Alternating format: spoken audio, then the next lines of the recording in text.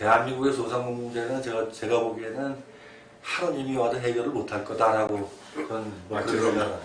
그런데 왜 그러냐면 소상공인 쪽 관련하고 경제 관련해서 인터넷 신문에 컬럼을 한 몇 년 동안 기고를 했습니다. 그것이 전부 다입니다. 뭐 나이가 좀 들어가고 선임 기자라는 타이틀로 불리고 있는데 그거보다는 그냥 제 소상공인 연구소 소장으로 불러주시면 고맙겠습니다. 예. 어깨가 무겁습니다. 예. 박수 한번 쳐주십시오. 제 원래 직업은 동인회계사입니다. 예. 대학 졸업하고 1983년도에 군대 갔다 와서 한 3년 시험 준비해갖고 간신히 턱걸이 돼갖고 회계법인에 입사를 했고요. 회계법인에서 주로 이제 회계감사나 세무자문 이런 일도 했었고 그때 있던 회계법인에서 미국에 있는 언스텐 영 컨설팅이라는 회사가 있습니다. 그래서 거기서 업무 표준화 컨설팅, 외국 법인들 엔트리 서베이, 법인 설립 작업, 비즈니스 프로세스 리엔지니어링, 정보 전략 컨설팅 이런 것들 다양한 경험들을 가지고 있습니다. 그동안 제가 가지고 있던 지식이나 경험을 가지고 소상공인들을 위해서 일을 하고 있는데 대개 이제 의뢰 대척점에는 갑이 있습니다. 갑이라고 그러면 보통 이제 대기업 갑질을 하는 재벌, 때로는 공무원들 이런 사람들이 되겠죠. 근데 옛날 이제 회계감사나 이런 걸 하면서 그 사람들의 어떤 실정이나 그 사람들의 사고방식 이런 것들을 많이 알고 있습니다. 그래서 이제 이쪽 어떻게 보면 이제 손자병법의 지피지기라면 백전불태 이런 말이 있지 않습니까? 그래서 이제 어떤 소상공인들의 경제적인 피해나 갑질에 의한 인격 말살 이런 것들을 이해하려면 갑을 많이 이해할 수 있을수록 많이 이해하면 하고 있을수록 을에 대한 어떤 그 입장을 더 잘 대변할 수 있을 거라고 생각이 됩니다. 그러면은 이제 그런 어떻게 보면 대기업의 회계 일도 보시면서 또 이제 그 대기업의 어떻게 보면 그건 또 갑하고 같은 부류에 이제 들어가시는 거고. 그렇습니다. 뭐 이제 벤처기업도 하시면은 벤처기업은 어떻게 보면 완전 을 중에 을 아닙니까? 그래서 그렇습니다. 이제 그걸 하셨다는데 그 간략하게 좀 소개 좀 해주십시오. 제가 이제 회계사를 하다가 한때는 제가 이제 통신이나 방송 쪽에 컨설팅을 해갖고 돈도 꽤 벌었었습니다.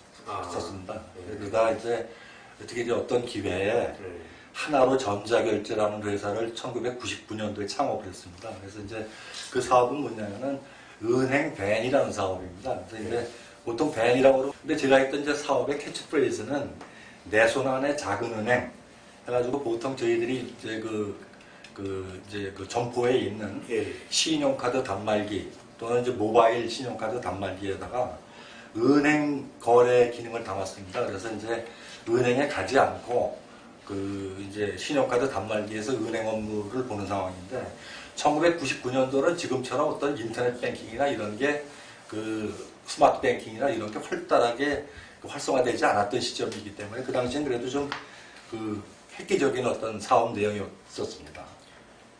그러면 이제 그게 지금 제가 이게 보면은 그 단말기 보통 우리가 지금 편의점 가거나 그랬을 때 거기에 딱 은행을 넣으셨다는 얘기죠? 그렇습니다.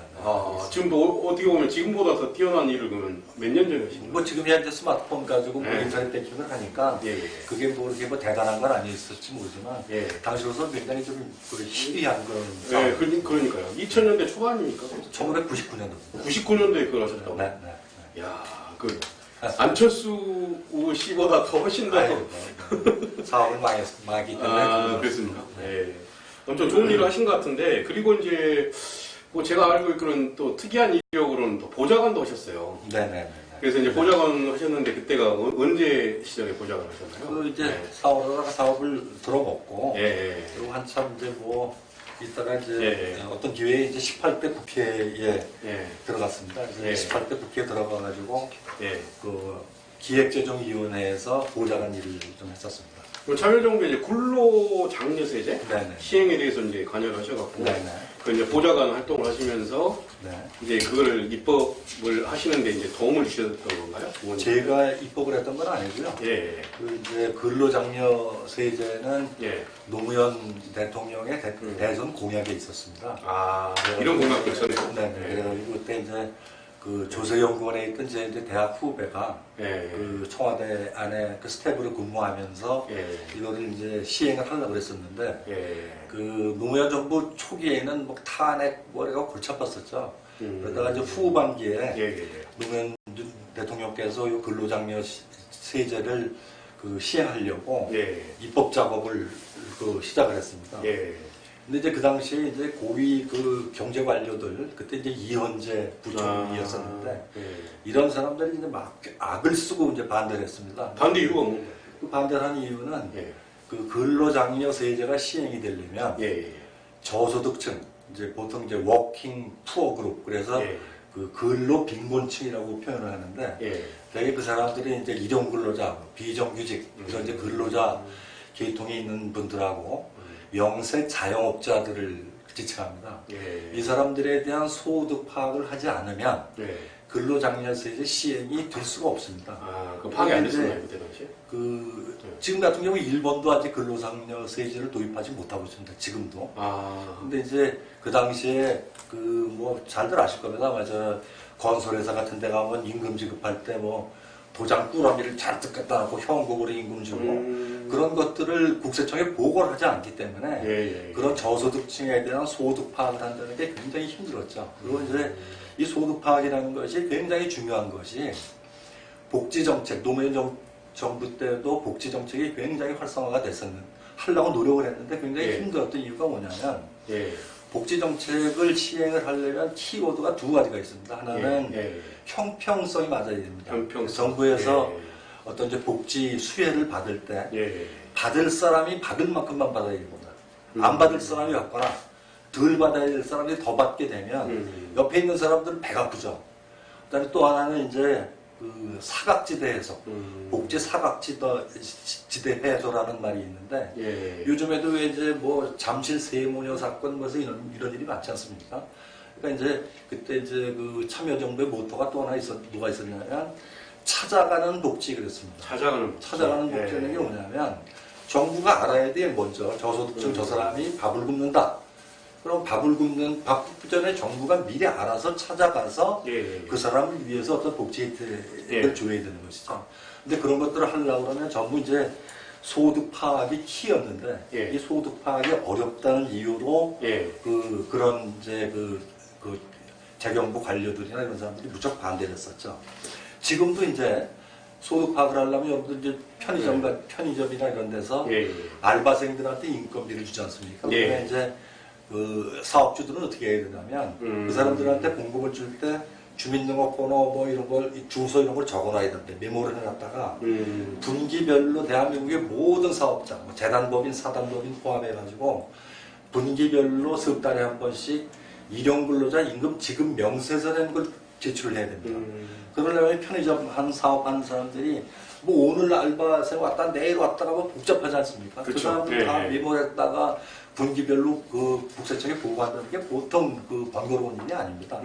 제가 했던 일들은 이런 것들을 신용카드 단말기에서 일용근로자한테 임금을 계좌이체로 줬을 때 국세청 보고나 이런 건 전부 예. IT 그 백오피스에서 자동화시키는 예. 이런 서비스였습니다.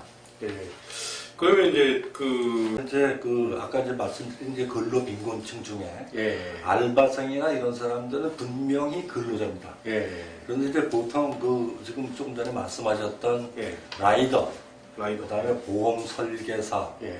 또는 왜 학습지 뭐 예, 교사들, 교사들, 예. 그다음에 그 방판 하는 예. 사람들, 예. 이런 사람들은 예.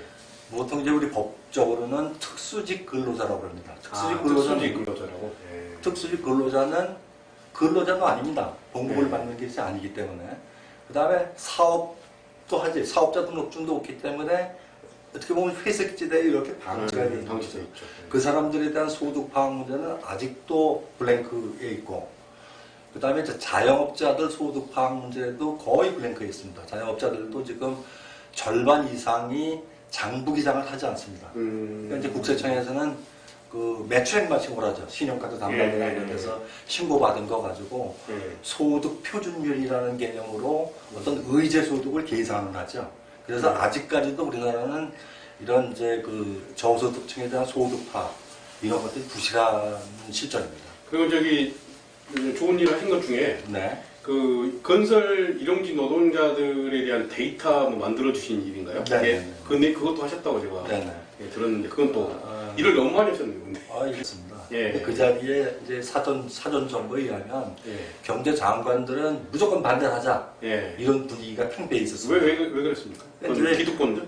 그 미국에서도 예. 지금 이런 게 미국에서 75년부터 시작된 제도인데 아. 소득 파악이 안 되면 어떤 일이 일어나면 미국은 예. 이제 그 부정수급 오버클레임이라고 그럽니다. 오버클레임. 오버클레임이라는 거는 예. 안 받아야 될 사람이 가나로 일한 것처럼 적어놓고 몰래 근로장려금을 받아가는 거죠. 아. 그런 일들이 문제가 있기 때문에 예. 어떤 그걸 그 소득 파악이 전제가 되지 않는 한 하지 말자 하는 이런 분위기가 굉장히 팽배해 있었습니다. 이제 그때 이제 예. 마지막 그 결정을 하는 PT를 이제 대학 후배가 했는데 아. 그때 제가 통과되셨네. 이제 데모 프로그램을 짜줬습니다. 아, 그 데모 예. 프로그램의 내용이 뭐였냐면 예.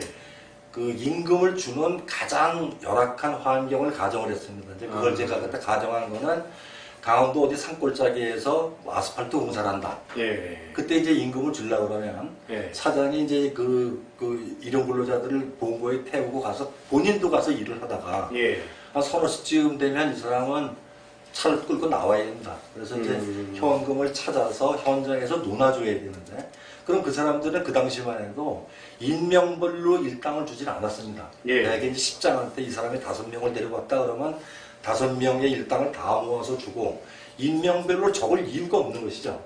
근데 그 당시에 이제 모바일 신용카드 단말기 여기다가 예. 은행 계좌이체를 담아가지고 예. 그 사람 현금카드 줘. 그러고 그 사람 현금카드 긁어서 예. 계좌이체를 하고 예. 예. 그걸 가지고 임금 지급 영수증을 예. 프린트를 해가지고 이제 장관들 책상에다 다 놨죠. 예.